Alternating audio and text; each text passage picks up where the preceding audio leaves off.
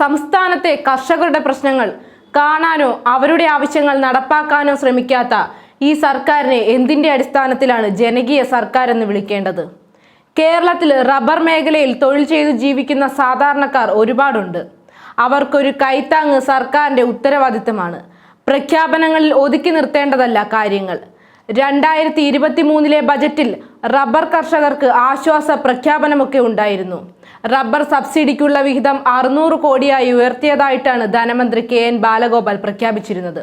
സംസ്ഥാനത്തെ റബ്ബർ കർഷകർ പ്രതിസന്ധിയിലാണെന്നും രാജ്യത്തെ ഏറ്റവും വലിയ പ്ലാന്റേഷൻ മേഖലയിലെ റബ്ബർ കർഷകരെ സംരക്ഷിക്കാനാണ് പദ്ധതിയെന്നും മന്ത്രി വ്യക്തമാക്കിയിരുന്നു. പിന്നീട് അവരെ സംരക്ഷിക്കാനോ പദ്ധതി നടപ്പിലാക്കാനോ ശ്രമിച്ചില്ല. അങ്ങനെ ശ്രമിച്ചിരുന്നെങ്കിൽ ഈ വർഷവും സംസ്ഥാനത്തെ റബ്ബർ കർഷകരെ നിരാശയുടെ പടുകുഴിയിലേക്ക് തള്ളിവിട്ടിട്ടുള്ള ബജറ്റായി വരില്ലായിരുന്നു. റബ്ബർ താങ്ങുവില 180 രൂപയാക്കിയിട്ടാണ് പ്രഖ്യാപനം.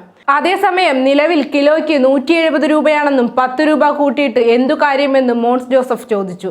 റബ്ബറിന്റെ താങ്ങുവില 250 രൂപയാക്കുമെന്നായിരുന്നു ഇടതുമുന്നണിയുടെ തിരഞ്ഞെടുപ്പ് വാഗ്ദാനം.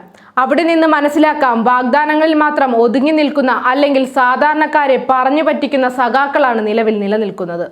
ജനങ്ങളെ വഞ്ചിച്ച് പടുകുഴിയിലേക്കും ദാരിദ്ര്യത്തിലേക്കും എത്തിക്കുന്നു. സർവത്ര മേഖലയിലും വിലക്കയറ്റം വന്നിട്ടും എന്തുകൊണ്ട് റബ്ബറിന് മാത്രം വിലയില്ല?